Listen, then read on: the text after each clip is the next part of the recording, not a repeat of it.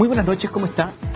Mire, normalmente para hablar de economía a veces invitamos al ministro de Economía, o al ministro de Hacienda, o a un gran economista y resulta que y las pymes, y la pequeña y mediana empresa, los que dicen que mueven la cosa y mueven el empleo, y la discusión económica está álgida, porque resulta que se dice que el precio del dólar está muy bajo, que la economía está sobrecalentada, que este asunto no resulta, que eso del crecimiento en base solo a demanda no puede llevar por mal camino. Resulta que en el aporte al PIB la industria está en el cuarto lugar ahora ya. Pasó del segundo al cuarto lugar. Y se discute el salario mínimo. Y vienen las propuestas de los candidatos presidenciales. Se habla, por ejemplo, de sindicalización automática. Roberto Fantuzzi es ingeniero comercial y es el presidente de ASECMA y empresario. Ha tenido éxito, fracaso, por lo tanto una visión totalmente distinta a la visión habitual de la economía. ¿Qué tal? Buenas noches. Muchas gracias por la invitación. Hola. Partamos por lo que se está discutiendo en este momento, salario mínimo, 250.000 pesos pide la CUT, Bárbara Figueroa a la cabeza. Mira, yo estoy en contra de los 250, los 205, los 220, etcétera. ¿Por qué? Porque Chile va a ser un país teóricamente desarrollado, aunque ya lo dijo Lago, lo dijo la Bachelet en su oportunidad, pero ojalá que lleguemos a ser, ¿verdad? Y todas las variables están semideterminadas. ¿Cuánto debemos crecer? ¿Cuánto son las tasas de interés? Y menos, ¿cuánto debe ser el capital humano? Yo creo que de una vez por todas tenemos que ponernos serios y no podemos estar discutiendo todos los años el mismo tema, que trae como consecuencia un desgaste enorme de políticos, empresarios y trabajadores. ¿Pero qué se conflicto. ¿Qué se hace? ¿Qué se le responde a Bárbara Figueroa? Yo creo que a Bárbara Figueroa perfectamente uno se le podría decir, mira, ¿cuánto es el salario mínimo digno o justo? Porque hay que determinarlo, ver las canastas, etcétera, de un periodo determinado y ver en función del crecimiento, en función de los niveles de cesantía, etcétera, cómo podemos lograr eso, esa meta. Ella dice 250.000 pesos. Mira, 250 lo dijo el monseñor Goich hace 3 años, si uno lo pone a precio actual debería ser 270. Si el valor hay que determinarlo y hay que determinarlo en forma técnica, pero no se puede estar discutiendo como se está discutiendo hoy día, que es el único entusiasmo de los políticos en el objeto de tener un tema para ganar algunos votos, pero yo creo que es lo más ridículo que hay para el país. El ministro de Hacienda dice que él es un técnico y que lo fija en forma técnica. Mira, las cosas técnicas... Me refiero a Felipe Larraín. Yo soy técnico, dice. No, yo creo que está totalmente equivocado. ¿Así? Totalmente equivocado de determinar un salario anualmente sin saber cuál va a ser el crecimiento, cuál va a ser las tasas, etcétera, etcétera. Lo que pasa es que cuando uno lo determina demasiado alto, deja a muchos pymes, a microempresarios, que son, oye, aquí en Chile ponen el mismo saco un microempresario, un pequeño y un mediano, no tienen nada que ver uno con otro. El más afectado, no cabe ninguna duda, va a ser un microempresario si suben demasiado, pero también se pueden llegar con subsidios directos a este sector para favorecerlo. Yo hay algo que no entiendo, porque resulta que el gobierno anuncia 205.000 pesos, y resulta que después vienen y cita un comité de expertos cuando ya lo anunció. El comité de expertos, ¿para qué? Para que ratifique lo que ya había dicho. Entonces no son expertos, porque si ya lo dijeron. Yo no entendí mucho el asunto. Y a mí me dio un poquito de rabia, porque un comité de expertos no puede tomar una decisión en un día. ¿No? Porque dijo, el comité de expertos 5,6% y justamente él lo subió a 205. ¿Y entonces? Pero que eso vuelvo a decir, si es un comité de expertos tiene que ser terriblemente serio. Y cuando es terriblemente serio hay que determinarlo a largo plazo. Cuando dicen produce cesantía, más produce cesantía una tasa máxima convencional del 57%. Porque lo que pagan los microempresarios de este país es esa tasa, que hace inviable cualquier actividad, salvo que se dedique a la coca. Si se dedica a la coca, seguramente el 57% lo va a poder pagar. Pero si se dedica a una actividad seria, honorable, es imposible que lo pague. Eso produce mucho más daño que la famosa salario mínimo. Pero Roberto, hay una discusión ahora. ¿Cómo se hace? Si usted fuera presidente, ¿qué le diría a Bárbara Figueroa? Discutámoslo, sentémonos primero a la mesa, porque hay que involucrarlo, porque es un problema nacional. Seguramente ella tiene una posición del tejo pasado, que como se discuten todos los pliegos de petición en nuestra vida, pero siempre se puede llegar a acuerdo. Pero el acuerdo tiene que ser a mediano o largo plazo, no podemos seguir discutiendo el salario mínimo. Es mucho más importante discutir cómo somos capaces de mejorar la productividad de los trabajadores, cómo podemos tener más recursos para la capacitación, que sean más viables los propios trabajadores con estabilidad laboral. Según las últimas estadísticas, la tasa de ocupación subió 3 décimas.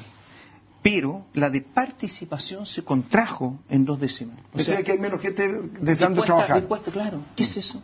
Bueno, es una actitud que tiene es digna de cualquier persona. Gente que dice que yo me aburro de seguir buscando trabajo, la verdad que es lo que me están pagando. Porque hay que reconocer, la mayoría de la gente tiene un bajo nivel de productividad en nuestro país. Y la única manera de compensarlo invirtiendo más en capital humano. ¿Cómo se invierte en capital humano? Es capacitando. ¿Por qué? Porque la educación sigue siendo mala. Entonces los muchachos que salen de un colegio no saben hacer absolutamente nada. O sea, usted no tiene una propuesta de una cifra específica. No, yo creo que es una irresponsabilidad tanto del comité de expertos como del ministro decir una cifra. ¿Tiene un rango? Un rango. Mira, no más que esto, no menos que esto. Mira, hay una discusión enorme de la canasta. Y cuando se calculó en una oportunidad en la Fundación de la Pobreza, era del orden de hoy día, debe ser un valor a 2.70 o 2.80. Entonces, ¿se puede pagar eso en Chile? Mira, hoy día muchos sectores están teniendo que pagar eso, que el sector agrícola que no lo quería pagar. Los pequeños y medianos. Mira, o el pequeño. Me estáis poniendo en el mismo saco un micro que un pequeño. Cuando se habla del 80% también es mentira. Cuando el 80% de la mano de obra es absorbido por la pequeña y mediana empresa es mentira. El 43% son microempresarios. El 37% son las pymes, famosas pymes. La sumatoria 43 más 37 es del 80. En la esponja social hoy día son los microempresarios. Roberto, usted dijo al pasar... Y que son generalmente mujeres, ojo, hay que tener cuidado. Usted dijo al pasar algo que me llamó la atención. Dijo que vamos a ser desarrollados, que estamos a punto... Pero ¿cómo a punto de ser desarrollados? ¿Qué es el desarrollo? Porque, claro, los ingenieros comerciales a veces dicen es de acuerdo al ingreso per cápita.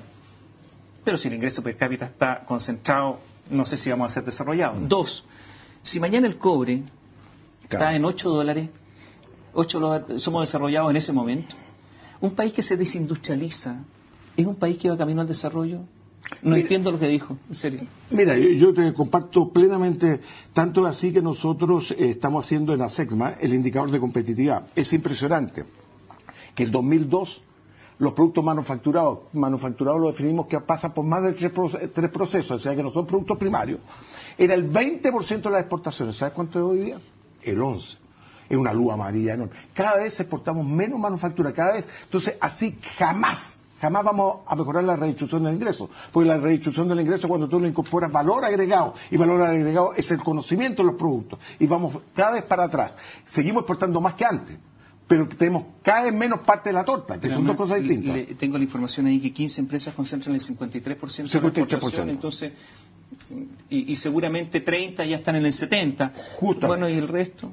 Y el resto, pero hay que tener mucho cuidado, el 3% de las pymes exportan teóricamente, pero ojo, el que le entrega la etiqueta a Conchitoro, el que le entrega la caja a Conchitoro, el que le hace el corcho, etcétera, son realmente pymes, y eso no está contemplado.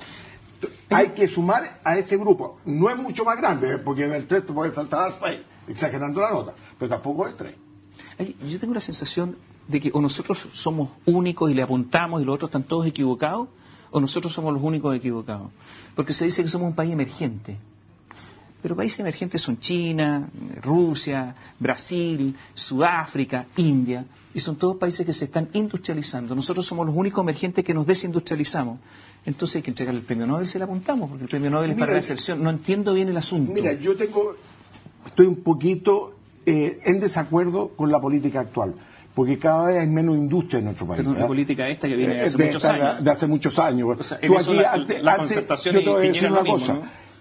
Hubo fábricas de calzado aquí en Chile que exportaron 50 millones y no le exportaron a cualquiera, le exportaron también a Italia zapatos, que es como exportar arena al desierto. ¿Verdad? Exportar a los italianos zapatos eran de buena calidad, a precio razonable, etcétera, etcétera. Quedaron fuera. El sector textil, tú ves los galpones transformados incluso en canales de televisión. Y así sucesivamente. Hoy día no existe la industria casi.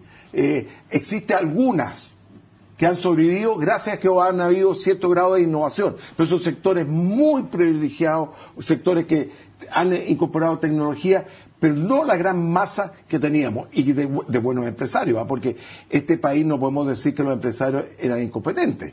Hubo empresarios que... Mira, yo te voy a poner un solo caso, Fantuzzi. Fueron por otras razones que no fue mal. Pero nosotros alcanzamos a exportar a 15 países. Y nos exportábamos a cualquier país. Exportábamos a Estados Unidos, le exportábamos a Europa, exportábamos a Estados Unidos a Fifth Avenue, una de las tiendas más elegantes del mundo.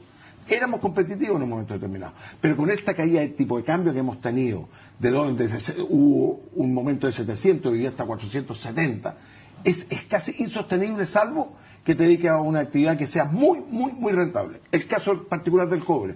El cobre puede aceptar o recibir un dólar mucho más bajo que el actual. Es verdad y va a sobrevivir perfectamente bien. Es verdad que por cada millón de cobre exportado son 1,2 trabajadores. Efectivo. Y por cada millón en la industria manufacturera son 30, 33. 30, efectivo. O sea que es un pésimo negocio para la economía nacional. Es pésimo negocio para el país, en el sentido, porque el país estamos los chilenos, y ese chileno cada vez tiene expectativas distintas. Tú me vas a decir, hoy día estamos en pleno empleo, han mejorado la renta en términos reales, pero cuando yo tengo una bicicleta, quiero pasar una Citroën, cuando tengo una Citroën quiero pasar un Peugeot, y así sucesivamente. Cada vez mis expectativas son mayores. Entonces, un grado de insatisfacción, por eso se demuestra en las encuestas, que el gobierno dice, pues si hemos hecho tantas cosas.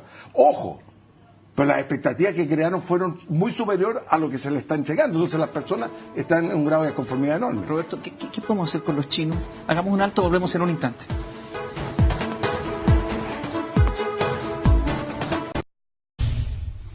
Roberto Fanchuzzi, el presidente de ASECMA, nos acompaña esta noche, que es una pregunta pendiente, una súper simple. ¿Qué hacemos con los chinos? ¿Qué hacemos con los chinos? Porque a mí me llama la atención cómo los hemisferios cerebrales en determinadas cosas funcionan en forma separada. No hay vasos comunicantes. Por ejemplo, una misma persona que pertenece a un gobierno X cualquiera le dice a los empresarios y me parece bien, que hay que cumplir ciertas normas de competencia, normas laborales, normas ambientales, y sin embargo el mismo que permite con su gobierno que lleguen productos chinos donde no se cumple nada, donde los tipos duermen al lado de la máquina. Entonces, esa dicotomía cerebral, por ejemplo, el presidente del Partido Socialista hoy día, Osvaldo Andrade, fue ministro del Trabajo, todos se olvidan. Y yo le preguntaba cuando era ministro del Trabajo, y oye, los hemisferios cerebrales, pero perfectamente funcionando en forma separada, era una maravilla, digno de un análisis cerebral. Pero funciona con todos, los actuales ministros también. ¿Qué se hace con los chinos? Mira, me llamó una señora de Estados Unidos pidiéndome una charla para dárselo a los representantes de sus empresas en distintas partes, y me dijo que el tema era ¿qué hacemos con los chinos? Y le dije, mira, si yo supiera, sería premio Nobel. Y no te cobraría lo que te estoy cobrando, te cobraría muchísimo más. Pero ¿es ético? Mira, lo que pasa con los chinos, que de alguna manera se está dominando el mundo por esta vía de subsidiar en forma directa. A mí me tocó estar en Vietnam y me chocó un poquito el hecho de cómo convive el comunismo con el capitalismo, porque en Vietnam, yo no estaba en China hace unos 10 años, pero ya se reflejaban los primeros actos de capitalismo. Tener una mano de obra que es relativamente muy, muy barata, que hoy día ya no es tan barata, pero ellos han sido inteligentes, ojo, han seguido invirtiendo en tecnología y en diseño. Porque los maestros del diseño son los italianos. Los italianos se han salvado gracias a eso. Y han seguido copiando también. Y han seguido copiando, porque copiar es mucho más fácil. Y es mucho más fácil, porque me ahorro justamente el diseñador. Pero están entregando productos. Cuando uno compraba un producto chino, uno compraba un producto de calidad relativamente regular. Eso, reemplazarlo en caso particular de Chile, ¿verdad? Donde tenemos una competencia desleal con respecto a ellos, porque ellos, la verdad, que no cumplen con las normas. Llegan muchos productos, por ejemplo, se cayeron las estanterías de algunos supermercados. Aquí en Chile hay un señor Tamegal que reclama a gritos que esos productos, esos estanterías que se cayeron, que eran todos chinos, ninguno cumplía con la norma. Entonces, hay una institucionalidad que no está funcionando aquí en Chile. La aduana debería tener algún tipo de control, no solo controlar que entre un producto, sino que también que cumpla con la norma, porque el producto debe estar amarrado con la norma, y así sucesivamente, los remedios, etcétera, etcétera. Entonces, hay que competir con los chinos de igual a igual, pero no en desigualdad. Pero no se dice todo esto, hay que hacer esto, hay que hacer lo otro, hay que preocupar. Están quebrando todos los o quebraron ya los empresarios chilenos. Bueno, mucho, y van a seguir quebrando. ¿Por qué? Porque si ellos no cumplen con las normas y a nosotros nos exigen, nosotros vamos a tener costos muy superiores a ellos. ¿Por qué los mexicanos son capaces de competir? No, los mexicanos siempre han tenido también dificultad porque tienen un mercado, viven al lado de Estados Unidos, donde el mercado lo tienen al lado, tienen un costo de flete menor, etcétera, etcétera. Hay algún grado de compensación.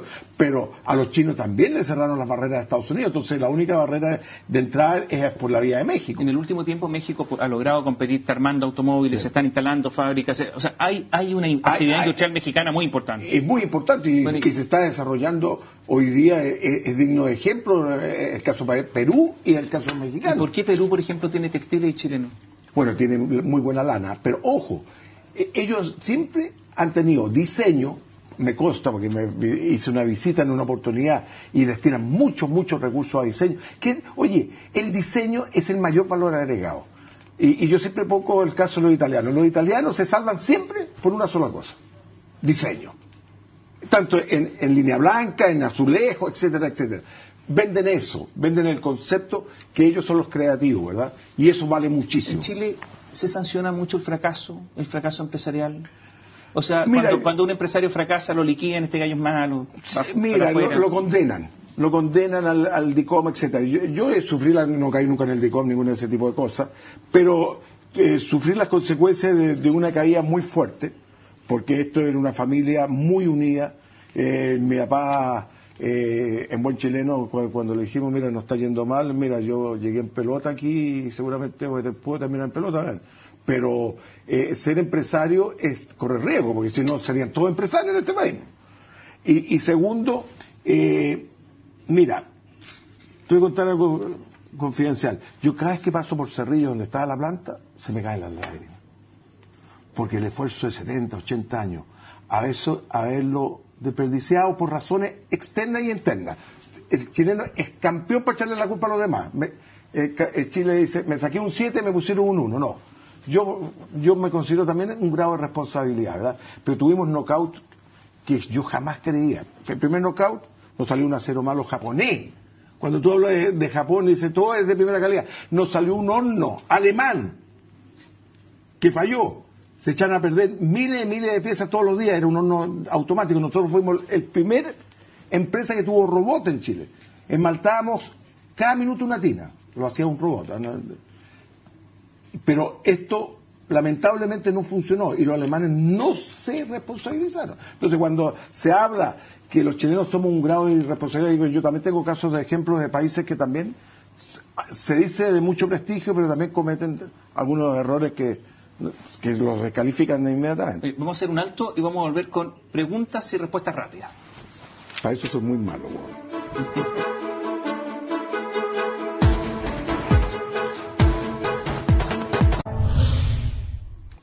Roberto Fantuzzi, nos queda poco rato, poco tiempo, entonces vamos a ir con preguntas y respuestas rápidas. Posiblemente Michelle Bachelet proponga la sindicalización automática. ¿Qué le parece? Mira, hay que tener harto cuidado con la sindicalización porque también el sector público se puede sindicalizar. No hay que tenerle temor a la sindicalización, sino que hay que tenerle temor gente con cabeza caliente que no opere de acuerdo al mercado. Pero, ¿sí o no a la sindicalización automática? A mí no me dañaría, Fenen. Indemnización por años de servicio. ¿Mantener el actual sistema, cambiarlo? Yo que lo veo casi imposible porque ya está dentro de nuestras raíces, de nuestra cultura, y sé que lo veo muy difícil que se cambie eso. ¿Está sobrecalentada la economía chilena? Si es así, ¿qué se hace? Mira, los ministros y principalmente el Banco Central dicen que no se ve indicadores. Algunos dicen que la demanda interna está demostrando que en un momento si sube la inflación es porque está en una situación ya de alarme. Sí, ojalá que no sea así. Tenemos un fuerte déficit en cuenta corriente. Históricamente, si uno ve la historia económica de Chile, cada vez que ha habido déficit en cuenta corriente viene la grande después, viene la crisis.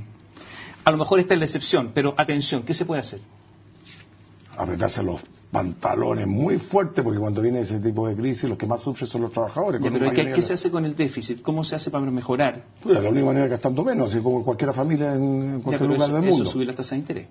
Subir las tasas de interés y otras cosas. Y va a subir seguramente el dólar se va a ajustar hacia arriba. ¿Debiera subir la tasa de interés el Banco Central? Mira, yo creo que la tasa de interés del 5% está, con respecto al resto del mundo, está totalmente desubicado. Japón tiene 0, Estados Unidos casi 0, 1. Pero espérate, que hoy día los recursos van de un lado a otro, los recursos financieros no se quedan en un lugar específico.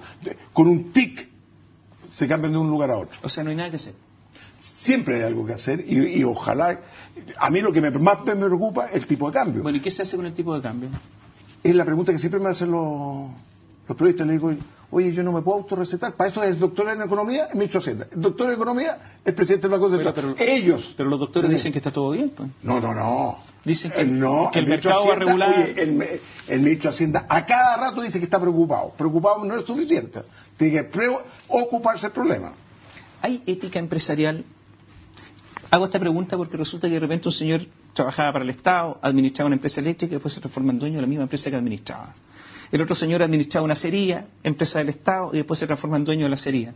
Entonces, que son directores de banco, etcétera, sí, etcétera. Entonces, ¿hay ética empresarial? O mejor dicho, no digo que todos anden en las mismas prácticas, pero parece que no hay sanción. Parece que son todos aceptados. Incluso a veces me da un poquito rabia, porque a mí me toca pedirle entrevistas a algunos ministros y puedo estar 6 meses llamándolo por teléfono y no contesta. Yo te aseguro que uno de los grandes grupos agarra el teléfono y habla directamente con el ministro. ¿Por qué? Porque ese ministro seguramente, ¿quién le da trabajo? O sea, no hay ética. Hay ética, pero lamentablemente hoy día hay un grado de concentración enorme. En todo orden de cosas, en los periodistas también hay dificultades, en los militares también, en los curas también, estamos hablando de los empresarios. Sí, que en todo orden de cosas siempre hay buenos y malos, irregulares. Y ojalá que tenga... Se habla mucho y me da un poquito de rabia a mí la responsabilidad social de la empresa, ha hecho gárgara. Muchos empresarios hablan que responsabilidad social es cumplir con la ley. No, eso es obligación. Yo creo que ahí nos falta empaparnos un poquito más en lo que es, cuál es nuestro rol como dentro de la sociedad. Concentración económica en Chile. ¿Hay de verdad libre mercado? 3 farmacias, 4 supermercados, los señores se sientan a una mesa, pueden llegar a acuerdos, son capaces de decirle a las pequeñas y medianas empresas, a los supermercados le pago en 120 días y trabajan con los capitales, los pequeños. No funciona el mercado cuando no hay capacidad de negociación. Lo mismo pasa cuando hay altos niveles de cesantía, por eso que hay que determinar el salario mínimo, porque pierde capacidad de negociación el trabajador. Lo mismo pasa en los mercados, cuando existe grado de concentración, el mercado no funciona. Pero a mí no me preocupa tanto eso. El grado de concentración son los efectos colaterales que tiene eso. En el orden político. ¿Quién va a financiar los partidos políticos? ¿Quién va a financiar la democracia? Los medios de comunicación? Hablemos de los medios de comunicación. ¿Está dada la democracia por ellos? Yo creo que hay que tomar ciertos resguardos. Uno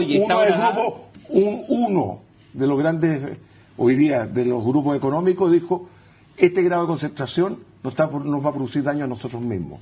Y hay que tomar las medidas adecuadas. ¿Hay enormes barreras de ingreso hoy día para un empresario joven, con todos estos grandes grupos? Mira, hay que levantarle un monumento al emprendedor en este país. Pongo un solo ejemplo. Impuesto interno. Cuando impuesto interno te trata de sinvergüenza, el primer día que tú inicias tus actividades timbrándote 3 facturas, yo creo mata cualquier iniciativa. Yo sigo insistiendo, impuesto interno es una de las limitantes en nuestro país para que existan más emprendedores. Y bueno, y también las municipalidades con sus patentes, etcétera, etcétera. Pero iniciar actividades y hacer facturas en este país es casi imposible. Gracias, Roberto. Gracias por acompañarnos esta noche. Roberto Fantuzzi nos acompañó esta noche. Muy buenas noches. Cuidado que todavía estamos...